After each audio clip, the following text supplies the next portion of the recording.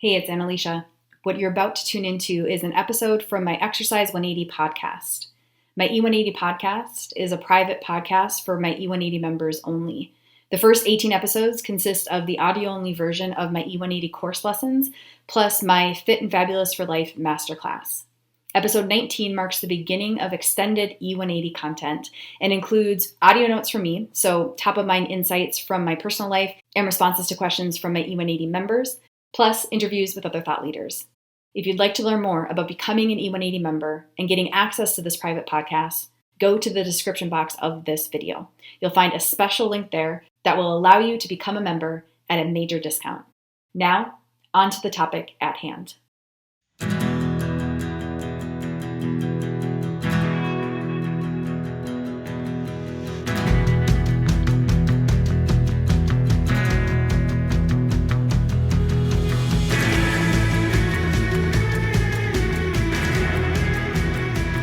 Hey, it's Annalicia.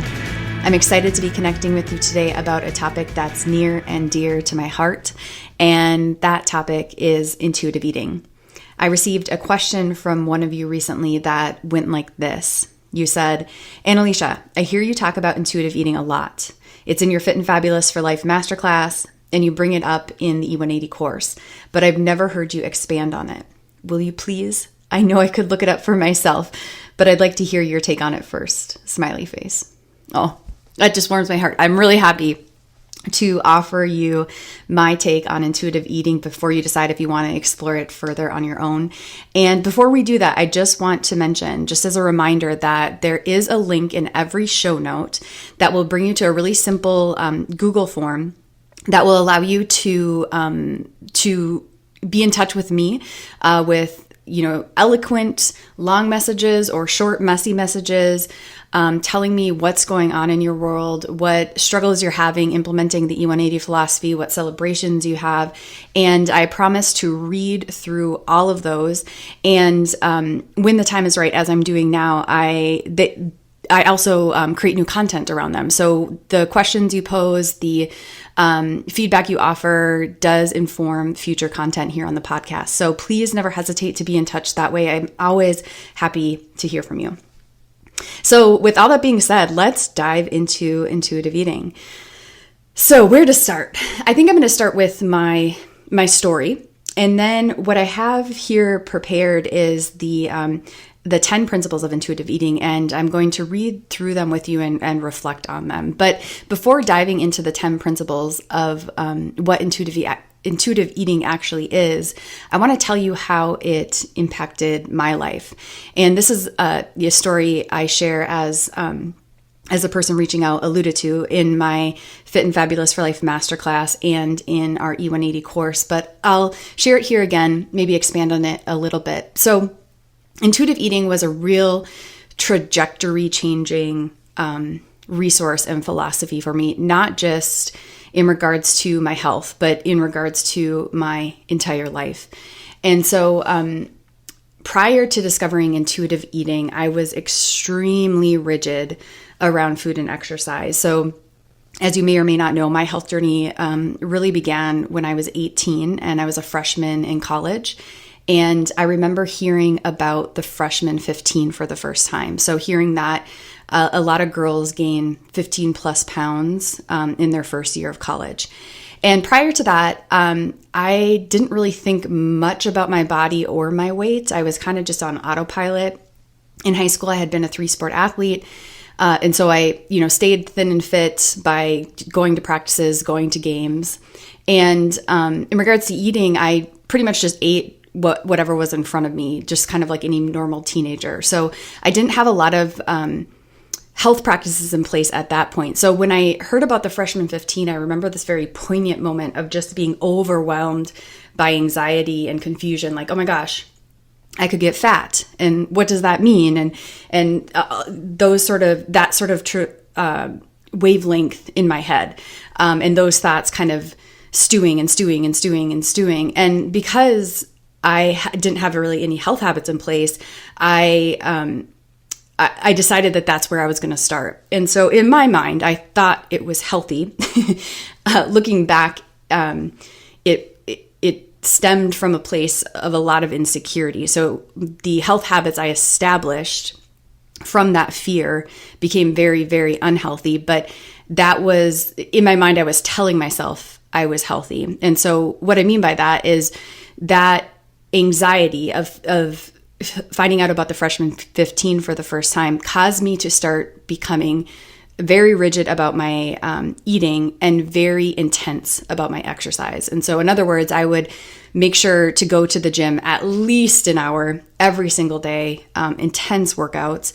And then I started to create all these rules around food that started to get really, as I've already said, rigid and looking back now, very, very unhealthy. I remember one point as the intensity of the way I was being with my body and being with exercise and being with food, as that was escalating, I remember having a fever. And I remember, and it was in my college dorm, and I remember like literally rolling out of bed to get to my computer because I felt so sick. And I remember Googling, do you burn more calories when you're sick? Because I was trying to give myself permission to not go to the gym that day. But what ended up happening is I couldn't find anything on that particular topic. And so I ended up going to the gym that day with a fever. And so hopefully you can see how I had tricked myself. I had tricked myself into thinking I was being healthy, but because it started from that seed of insecurity, that seed of fear, it became and it escalated to a lot of lack of health. And, not just mentally, but, it's like, let's take the example I just gave of going to the gym to work out when you have a fever. That's not physically healthy either, right? But because I was outsourcing my trust to rules outside of myself instead of tapping into how I was feeling emotionally and physically, the choices I was making didn't have that strong compass, right? Again, the rules I was creating was rooted in insecurity. And so there was not that strong compass. And then because of that, I was outsourcing my feelings, so to speak. So or maybe a better way to put it is overriding my feelings, both emotionally and physically, and making choices, not in alignment with my feelings, but, sidestepping them, so to speak. And so it was about that time when I discovered intuitive eating. And I think it's kind of hilarious because I discovered it, and I remember this so poignantly again, I discovered it on the elliptical machine reading a magazine, so I'm just like going super hard and just like, reading like a People magazine or something like that. And suddenly this article on intuitive eating shows up and it caught my attention. So I read the article. It really resonated. And so I got the book and read the book and started to practice its principles. And it was such an incredible turning point for me because it was the first thing that came into my awareness that helped me see that I could have a different relationship with my body. I could have a different relationship with food. I could have a different relationship with health. I could have a different relationship with exercise. And prior to that, I was so narrow-minded, and I was so rooted in this idea that health was about rules, and it was about what am I trying to say? Like, I wasn't saying conformity, but that's not the right word. Adherence, though. You know what I mean? It was about willpower. It was about all the things that now my E180 philosophy helps illuminate that maybe aren't truly healthy at their core, right? Because those things are rooted in insecurities and fear. But at that time, I didn't know that. And I didn't realize, there's a part of me, because the anxiety and the rigidity was building, there was a part of me asking for something different. I don't think consciously, but I certainly, looking back, can see there was this part of me that wanted more freedom, and it didn't want it to be so hard and so taxing. And I think it was that part of me that attracted this new approach. But there was this other part of me that was more conscious that thought I had discovered what health was, and I just had to do it more, and I just had to do it better, and I just had to do it, I just had to buckle down, keep buckling down. Does that make sense? And so I think the freedom, the relief that came when I found intuitive eating was like, oh my gosh, maybe there's a different way. Maybe it's not about doing this way better, and it's not about doing it harder or faster or stronger. You know what I mean? Maybe it's about doing it differently. And that is what intuitive eating really began to open my eyes to. It was the first thing that helped me see that there's many definitions of health and there's many approaches to quote unquote health. And that maybe my way of approaching it wasn't actually healthy. And so I started to baby step by baby step put intuitive eating's principles into practice, which we will talk about here today, what those 10 principles are. And it just began to change my life. I mean, just absolutely and utterly changed my life. And it led to me being interested in things like yoga and health coaching, the things that value the intangibles of life and health, like how you are feeling and checking in with yourself and bringing your power and your awareness and your intention back to yourself versus a protocol outside of you, right? And so I have such appreciation for this philosophy because it was a turning point for me, and it's something that has just built in my life to become even, it's like a good wine, truly. It has gotten better with age. The more I practice it, the more I understand it, the more I trust it, the more I practice it, the more I understand it, the more I trust it, the more freedom it allows me with my body and with health. With that being said, though, it is a practice and it's a process. At this point, I'm speaking to you, over a decade and a half in of practicing this. So as we go over this, if it's overwhelming or you don't necessarily have the same response of relief right away or anything like that, just realize that that's really normal and totally fine. It's totally okay for you to start where you are with intuitive eating, wherever that is. So for me, I was terrified of gaining weight. I became super rigid. I was working out when I had a fever.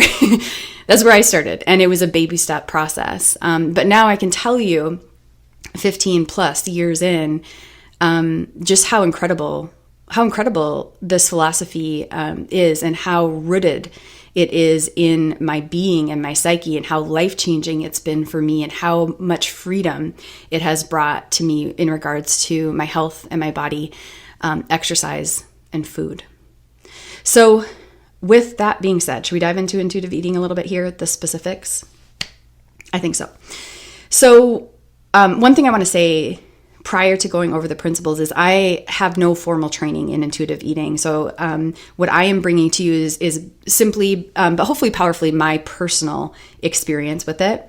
It is a philosophy that was developed by two dietitians back in the 90s, and it's a philosophy that is intended to help you make peace with food, make peace with your body, and it has the goal to really reconnect you with your instinctual internal wisdom, which I just love so much. So if in any of this resonates as we're going through it, I'd really encourage you to check out the book and or their website. So the book is called Intuitive Eating, and the website is intuitiveeating.org. So with that being said, let's talk about the 10 principles of intuitive eating. And I'm pulling this straight from the website. So I'm going to read through the principles, and with each principle, there's like a relatively brief summary. And then I'm just going to invite you to reflect on the principle as we go, the individual principle, and I'm going to do the same. And then at the end, we'll just kind of reflect on all 10 together. So here we go. The first principle of intuitive eating is reject the diet mentality. So the way they summarize this is throw out the diet books and magazine articles that offer you the false hope of losing weight quickly, easily, and permanently. Get angry at diet culture that promotes weight loss and the lies that have led you to feel that you were a failure every time a new diet stopped working and you gained back, every time the new diet stopped working and you gained back all the weight.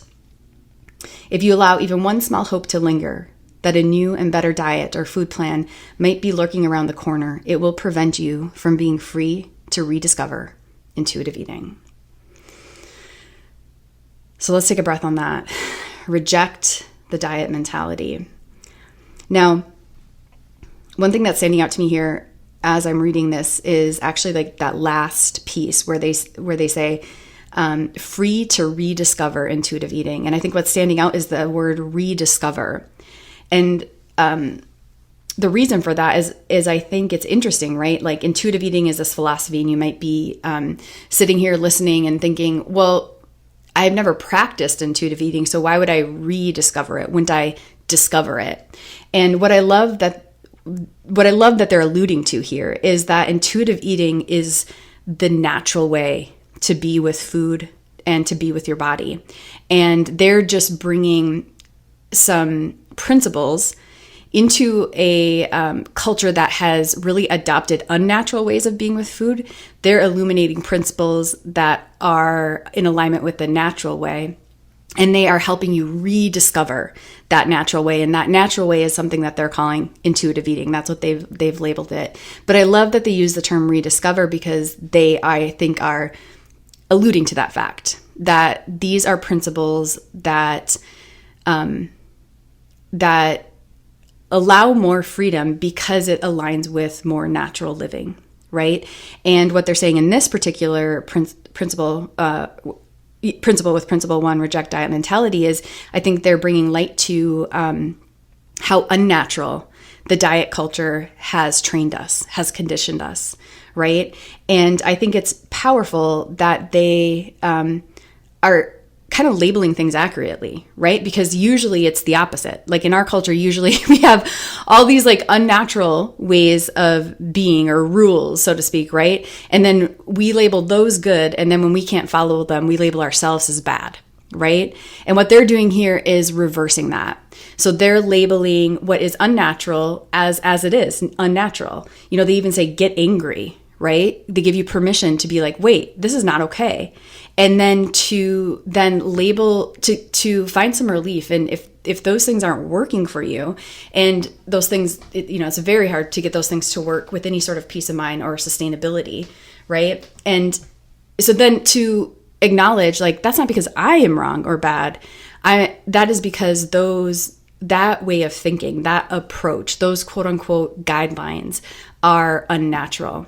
And I think the more we can think in those terms of natural versus unnatural, and the more we can practice putting our trust back into what is natural, the more ease and joy and freedom and sustainability and peace of mind and success we find with any endeavor, including our health. So that's principle 1, reject the diet mentality. Principle number 2 is honor your hunger. So this says, keep your body biologically fed with adequate energy and carbohydrates. Otherwise, you can trigger a primal drive to overeat. Once you reach the moment of excess hunger, all intentions of moderate, conscious eating are fleeting and irrelevant. Learning to honor this first biological signal sets the stage for rebuilding trust in yourself and in food. So honor your hunger. I think this is so powerful because when we think about how we've been conditioned in our society with the diet culture, we have been told that it's somehow good to suppress your hunger, right? So just like think about that for a second, like take a moment, take a breath. We've been told that it is good to suppress a biological urge, a biological way of being. And then we have been told that we should be the ones to beat ourselves up when we aren't suppressing well enough, right? We should muster up more willpower, like we talk about in our course. We should, just to be clear, we don't talk about mustering up more willpower. We talk about the issues when we think that is a solution, right? And we can see how, as we peel back the layers of this, you can see how those sort of quote unquote solutions come in response to unnatural guidelines, right? So if we're being told to suppress our hunger, and by the way, in the diet culture, it's not typically said that way, right? But we are subtly told like eating less is better, low calorie, those kind of things. Don't give in to cravings. So we're sent those sort of messages, which at the basis of it is don't honor your hunger, suppress your hunger. And then when we're not able to do that well, because it's not biologically accurate, it's not biologically natural, then we are told, then we have all these interesting, quote unquote, solutions that are really just band-aids, right, for an unnatural way of being, an unnatural rule. They're thrown at us like muster up more willpower, get in an accountability group, so on and so forth. But hopefully you can see here that what a true solution would be is to align with our biology, to align with what is natural. And a part of that, a starting point, as they say, is honoring your hunger. And so I encourage you to think about that moving forward, just the vast difference between the expectation of suppressing hunger versus the expectation of honoring your hunger. And I love that they end this, the summary for this second principle with, this helps you rebuild trust in yourself and in food. And I think that's I think that's a huge thing to highlight, because that is something that intuitive eating has really helped me do, is rebuild trust, not just in my body, but in myself. You know what I mean? And I think it's powerful to use food in that way, where we can, this thing that we have to do every day, multiple times a day, which is eat, right? Instead of being in a relationship with it where we are using it as a tool, so to speak, to mistrust ourselves, to give our power away to something outside of ourselves, whether, again, that's rules or a protocol or an expert, so on and so forth. If we can switch that and begin to use food as a tool to build our trust in ourselves, like, just feel the power in that for a moment. And I guess as I'm speaking all that out, just think about, a meal on a plate right now, and take a moment to recognize that that meal is neutral, right? It's not good or bad. It's just a neutral thing, right? And what determines how we feel is the relationship we have with it. So we are in relationship with everything in our life. It's not just with other people, right? And the quality of that relationship is determined by how natural the dynamics are, right? And by natural, I mean, like, what is at the root here? So in this case, with food, it's important that we think of food in terms of our biology. If we're trying to override our biology, as it talked about here in the second principle of honoring hunger, it's not going to go well. But when we can begin to move in the direction of what is natural for our biology, then we begin to move in a direction with food where the relationship becomes healthier and healthier. And we know that because we feel more free. You know what I mean? So in any relationship, whether it is with another person or it is with anything else, right? We're in relationships with everything. We're in relationship with time, money, your stuff, your food, your clothes, everything, right? So in any relationship, you can know it is getting healthier if you are feeling more freedom. That's the indication, always. And so that's going to be the case with food as well. So the second principle was honor your hunger.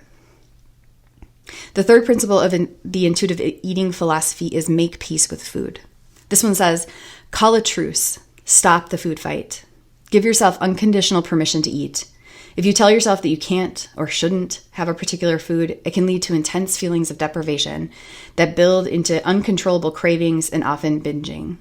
When you finally, quote unquote, give in to your forbidden foods, eating will be experienced with such intensity, it usually results in a Last Supper overeating and overwhelming guilt. Isn't that the truth, right? So this principle, I think, piggybacks really beautifully off of what we were just talking about with the second principle, which is that relationship, right? If we're not willing to make peace with food, food, again, is neutral. It's not even another human. So it's just like kind of sitting there like, how do you, what do you want to make of me, right? And usually in our culture, again, because we've been so trained in the diet way of thinking, we decide to be in battle with food. And what they're saying here is we have the opportunity to make peace with it. That food doesn't decide the relationship it has with us. We decide the relationship we have with food. And I guess that's what I'm trying to say by food is neutral. So I certainly understand different foods react to your system in different ways. But when I'm saying food is neutral, I'm saying like it's not deciding our relationship, right? We're the only one deciding the relationship with food. And so if we're in constant battle, if we're deciding we're going to be in battle with this thing, can you just feel the amount of heaviness and stress and bondage that causes in our everyday life? But if you decide, I may not know how, but I am going to shift my intention here from battle to peace. Can you like feel the potential in that, the relief in that, the upliftment in that? And you don't have to know how, you know what I mean? Because as I spoke out at the beginning, like this is a baby step by baby step process. And baby step by baby step practicing the principles will reveal to you the how in your own unique way. But the how is never going to come if the intention to still be in battle with food stays, right? And so we have to at some point be like, I'm going to, as I say here, I'm going to call a truce. I don't want to be in this war anymore. I'm going to make peace with food. Principle number 4 is challenge the food police. So scream aloud no to thoughts in your head that declare you are quote unquote good for eating minimal calories or quote unquote bad because you ate a piece of chocolate cake. The food police monitor the unreasonable rules that diet culture has created. The police station is housed deep in your psyche, and its loudspeaker shouts negative, hopeless phrases and guilt-provoking indictments. Chasing the food police away is a critical step in returning to intuitive eating. Ooh, this is so good, right? So again, one thing I love about this approach is they're naming things, they're labeling things accurately. And so in this particular case, they say the unreasonable rules that diet culture has created.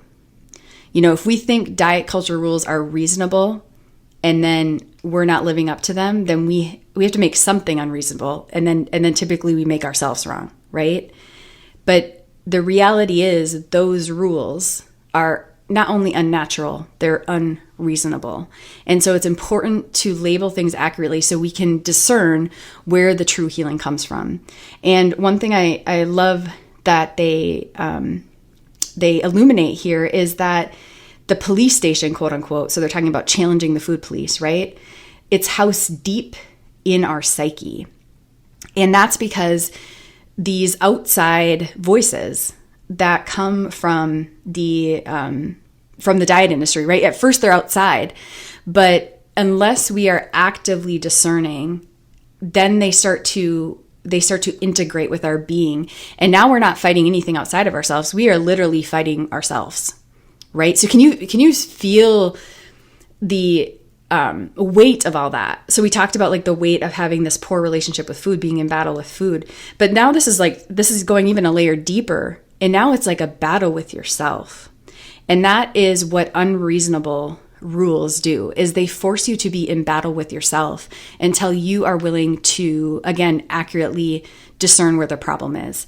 But it takes recognizing that those rules outside of yourself have been integrated into your being. And so now it's a relationship with yourself that you're molding, and you're catching when your psyche, your mind is calling those things true and is putting you down as it's calling those things true, right? So it's realizing that a part of you believes these things, and that's okay. That's the road we all are on, right? These unreasonable, unhealthy rules that our culture has put on us in all these different regards, we have soaked up and called true and then made ourselves wrong. And what this is saying is, let's recognize that's in our psyche, but let's challenge it now. Let's challenge the food police. Principle number 5 is discover the satisfaction factor. It says here, the Japanese have the wisdom to keep pleasure as one of their goals of healthy living. In our compulsion to comply with diet culture, we often overlook one of the most basic gifts of existence, the pleasure and satisfaction that can be found in the eating experience. When you eat what you really want, in an environment that is inviting, the pleasure you derive will be a powerful force in helping you feel satisfied and content. By providing this experience for yourself, you will find that it just takes the right amount of food for you to decide you've had enough. I love that so much. I think it's so interesting that in our culture we have somehow linked drudgery with health. Isn't that interesting? And we have also somehow linked this idea of gaining satisfaction or recognizing satisfaction or going towards satisfaction as irresponsible. And I think, as they're alluding to here, it couldn't be further from the truth, because when we are allowing, or as they say here, discovering the satisfaction factor, what happens is we are able to discern that enoughness, right? And so instead of this constant search or this mindless trying to fill a hole, a quote unquote hole in our life, or in this case, like when it comes to food, just eating and eating and eating, we can start to feel that enoughness. And that enoughness always comes from giving ourselves permission to align with satisfaction versus thinking somehow it's going to come through, drudgery, this rules that cause drudgery and just complying, right? Here, we're finding that there is health and there is responsibility in satisfaction. And one thing I love about this too is it, I guess the one way I want to put it is you can't have satisfaction if you're not mindful, right? So there has to, satisfaction is a byproduct of consciousness, of building your consciousness of your body, of your feelings, of how a food tastes. And there's nothing more powerful than building consciousness, than building mindfulness, than building self-awareness. That is where, all of our problems can be solved, is when we pull things that are below the level of consciousness to a little bit higher level so we can see them. That is the key, right? And so it's cool to think about how satisfaction, when we're able to go after satisfaction and feel satisfaction, what has happened is we have been willing to be present, and we have been willing to be conscious, and we've been willing to be mindful. And so I think it's good to remind ourselves that those two things are linked: satisfaction and mindfulness. And mindfulness is always a beautiful practice in any arena that it is practiced. Principle number 6 is feel your fullness. In order to honor your fullness, you need to trust that you will give yourself the foods that you desire. Listen for the body signals that tell you that you are no longer hungry. Observe the signs that show you that you're comfortably full. Pause in the middle of eating and ask yourself how the food tastes and what your current hunger level is. It's so good. So principle number 2 is honor your hunger. And principle number 6 is feel your fullness. And I think I really want to underline that feel. You know what I mean? Because this is what this approach is all about. Intuitive eating is bringing yourself back to your feelings, both physically and emotionally, and recognizing that there is inherent wisdom in that.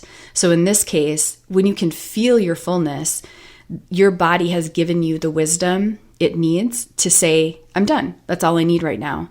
And oh my gosh, as I'm speaking this out, I'm like, I had this memory just come to me just right now. And I remember prior to finding intuitive eating, when I was in the very rigid mode, I remember wishing that there was almost like a pedometer you could wear, like some sort of gadget you could wear that would tell you exactly how many calories you've eaten and how many calories you've burned. Because I remember thinking, I just want to know, is this cookie going to make me fat? You know what I mean? Is this going over my calories or under my calories? And I guess what I'm realizing is that technology exists, and that technology is our body.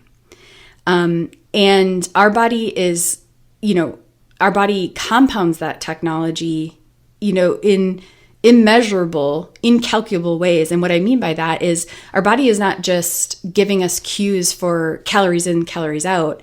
It's monitoring all these different systems and homeostasis and balance and all these different in all these different regards.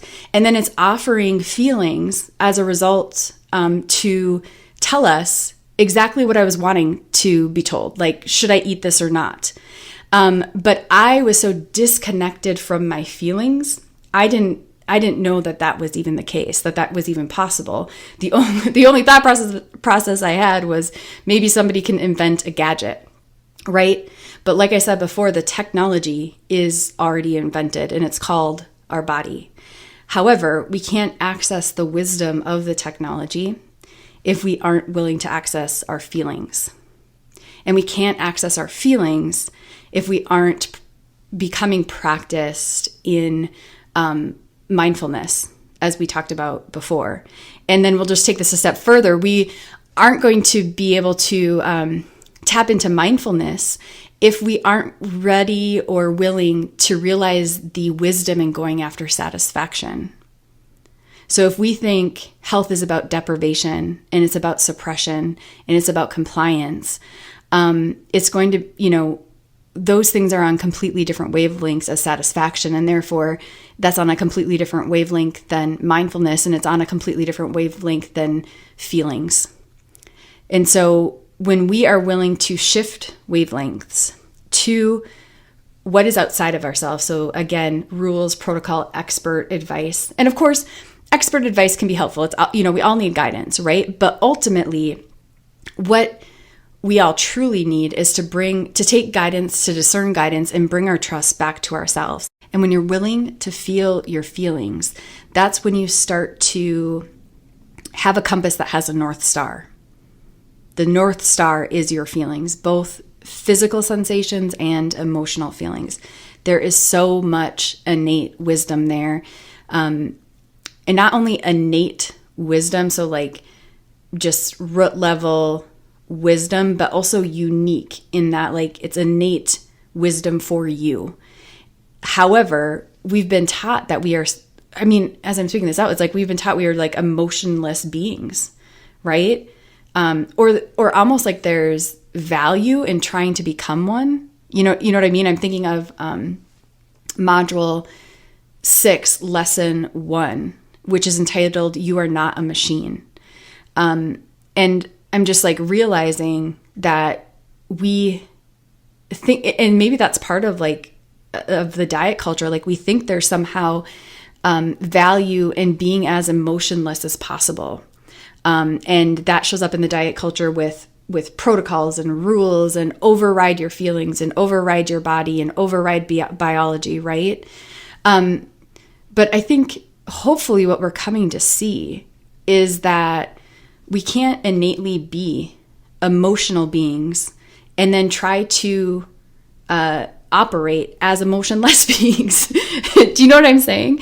And so there's just like such power in honoring the fact that we are emotional beings.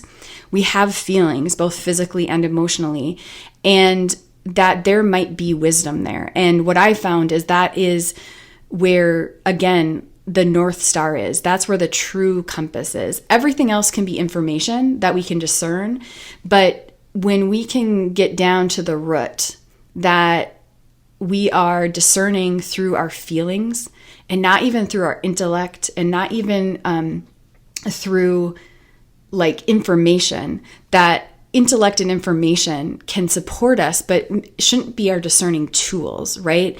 That where the raw and, again, innate wisdom, I think instinctual wisdom might be another way to put it, where that lies is in this idea of feelings.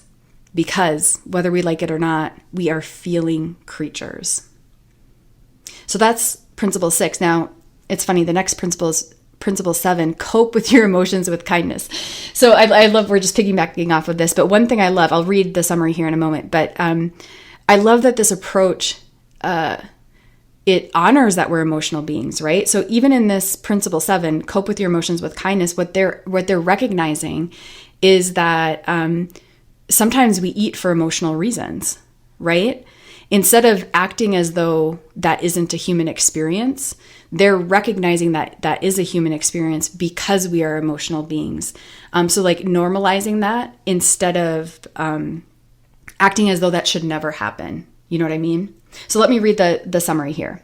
It says, first, recognize that food restrictions, both physically and mentally, can, in and of itself, trigger loss of control, which can feel like emotional eating. Find kind ways to comfort, nurture, distract, and resolve your issues. Anxiety, loneliness, boredom, and anger are emotions we all experience throughout life. Each has its own trigger, and each has its own appeasement. Food will not fix these feelings. It may comfort for the short term, distract from the pain, or even numb you, but food will not solve the problem. If anything, eating for an emotional hunger may only make you feel worse in the long run. You'll ultimately have to deal with the source of the emotion. Isn't that so good? So again, I just like that they are normalizing that experience in life, that we are emotional beings and we all do different things to cope with that. And some of those coping mechanisms are really healthy and some of them are not. And sometimes the unhealthy coping mechanisms, that the form that takes is food. And that's okay. That's an experience we all have. And let's also recognize, as they say, that food won't solve the problem.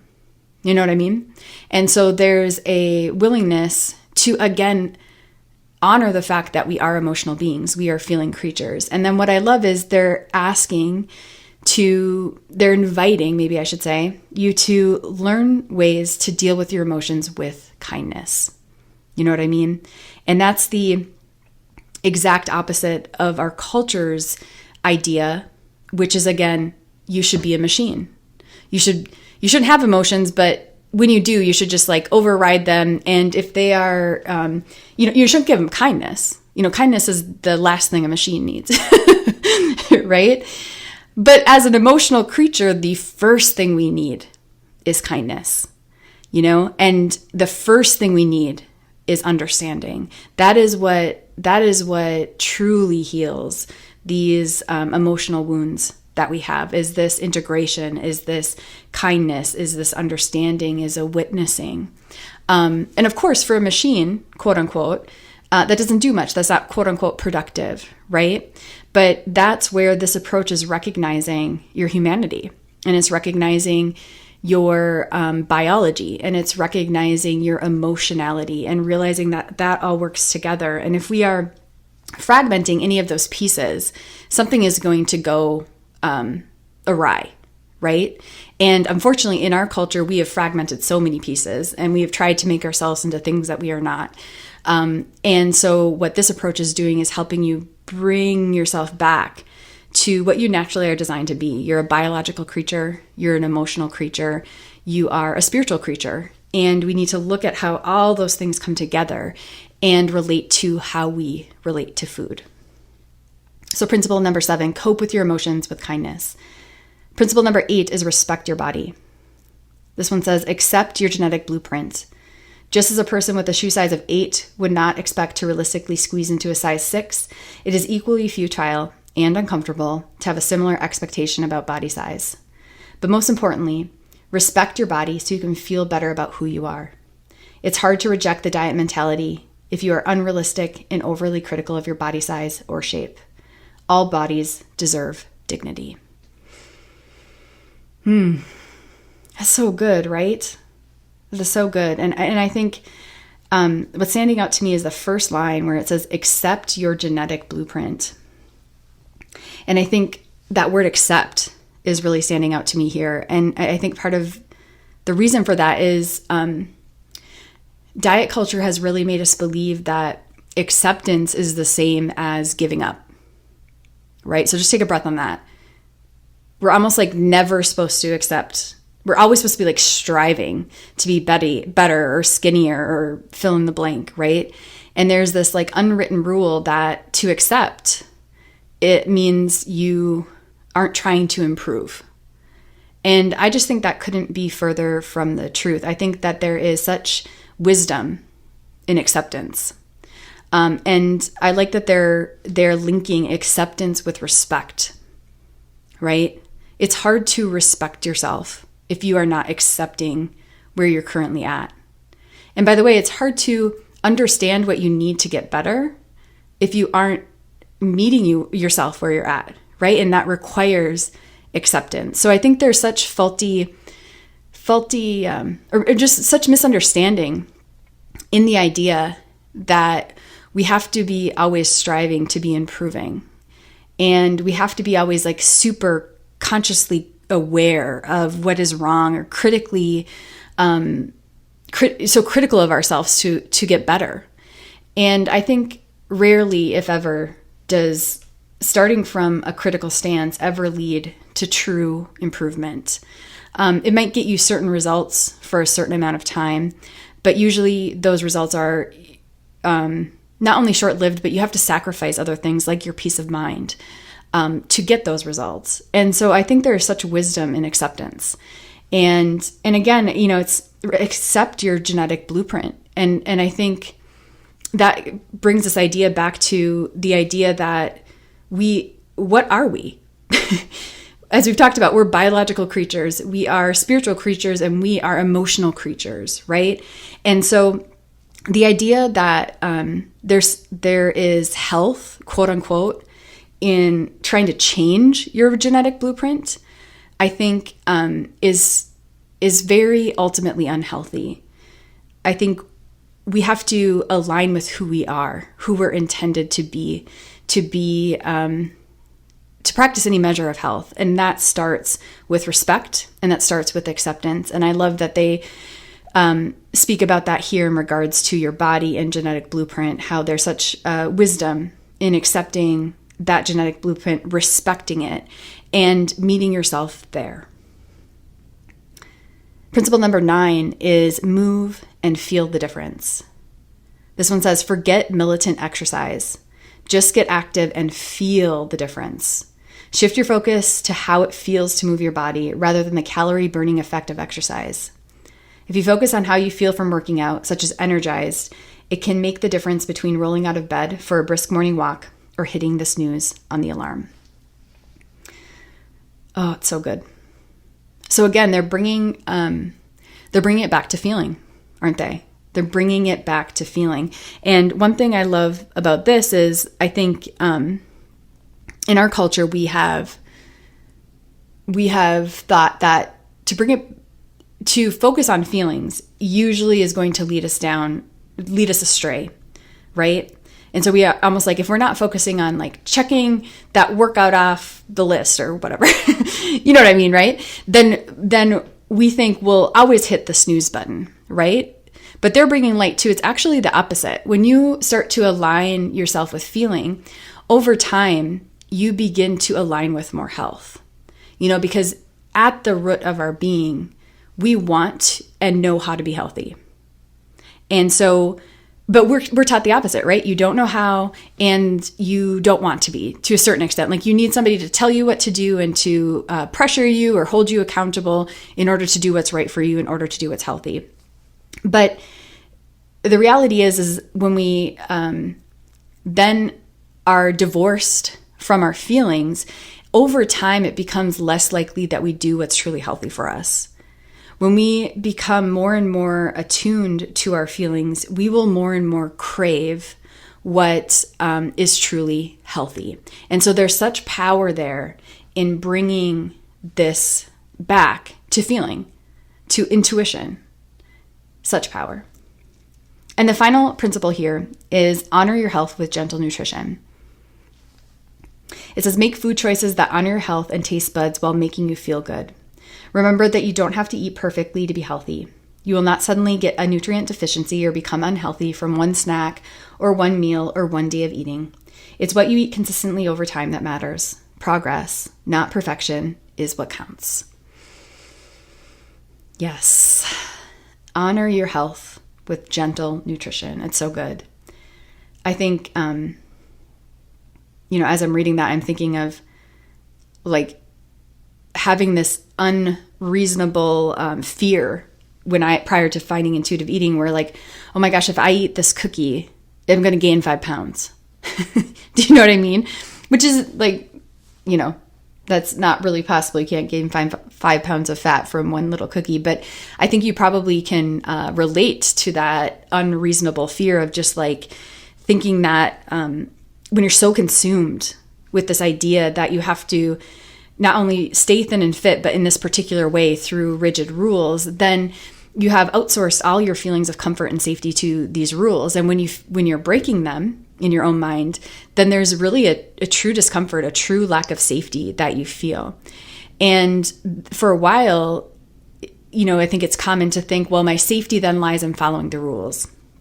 But for me, I had to come to terms with, I was always feeling anxious. So I was feeling anxious about, when I was following the rules, thinking I might not follow the rules. And then when I wasn't following the rules and eating cookies, I was feeling anxious. And so I was realizing there was no comfort and there was no freedom in that approach at all. I mean, that's what intuitive eating helped me see, that, there's a different approach. And when I realized that, there is, with this approach, there's a gentleness to it and there's a grace about it. And that aligns with nature and that aligns with who we naturally are. We are holistic, gentle, graceful beings of nature. If you look at nature, it gets things done, but in a gentle way, right? It moves through seasons and relatively quickly, but nothing is forced. And there's a gentleness to this and to that. And we, as beings of nature, are intended to flow with that sort of gentleness. And so I think there's just such power in the idea of consistency over intensity. So those are the 10 principles. So I'm going to read them off to you one more time. Principle number 1 is reject the diet mentality. Principle number 2, honor your hunger. Principle number 3, make peace with food. Principle number 4, challenge the food police. Principle 5, discover the satisfaction factor. Principle 6, feel your fullness. Principle 7, cope with your emotions with kindness. Principle 8, respect your body. Principle 9, move and feel the difference. And principle 10, honor your health with gentle nutrition. So good, right? Take a breath on that. And then what I encourage you to do is just check in with yourself now and ask yourself, what's the top thing standing out to you? So that might be your top insight, your top action step, your top takeaway. And then I'd also encourage you to reflect on what is your feeling towards these principles. You know what I mean? Because as I mentioned at the beginning, it's a completely different approach to the diet mentality, and we have been taught to trust the diet mentality. And so it might be that instead of relief, you're actually feeling a bit of fear. And I just want to normalize that. I think that's very, very common. But I think what's important is just to start to notice, we talked about relationships, right? And so you can start to notice your relationship with these principles, with this approach. And is it something that you're, again, finding relief in or finding fear in? And I think piggybacking off of that, what I want to say is something I mentioned at the beginning, which is this is a process. And it's a journey, and it's a lifelong process. So if you are feeling fear, that's okay. And baby step by baby step, you can loosen up that fear as you begin to practice these principles at your own pace. This is not an overnight sort of thing. This is completely changing the relationship you have, not only with food, not only with exercise, not only with health, but with yourself.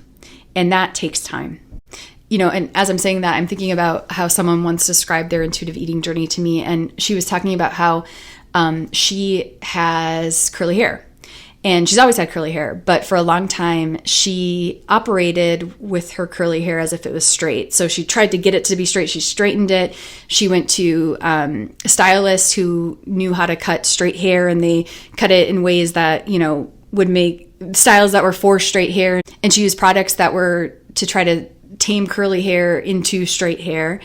And then she learned about how to respect her curly hair and how her curly hair needed different things than straight hair. And she learned about different products and different ways of being with her hair that allowed it to be beautiful and curly. And she talked about how it was like an untaming process, and how in the middle of that untaming, And for her, that took like 1 to 3 months. She said it like wasn't pretty. You know what I mean? She was like, it just wasn't pretty. It was really frizzy, and it was like trying to figure out how, you're not using this product anymore. You're not using, what is going on. And so there's this messy process involved that went from this taming to untaming.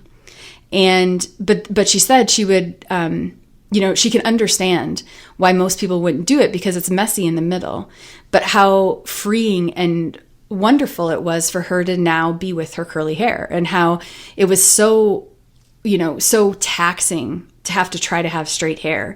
And now she feels really beautiful, and it's so much easier, and it's so much easier to maintain. But there was that process in between of going from, again, taming to untaming. That's the way she put it. And I thought that was such a beautiful metaphor for the intuitive eating process, right? The diet culture has taught us to tame our biological urges, our emotional beingness, right? And there is a process in adjusting from that to the intuitive approach, to trusting ourselves. And it's a process worth going through, even if in the midst and at certain points it's a bit messy. But as we more and more practice it, the result is this freedom and this beauty and this peace of mind, and ultimately this deep, enduring health, because we have been willing to align with what is natural for us as human beings and let go of that which is simply unreasonable.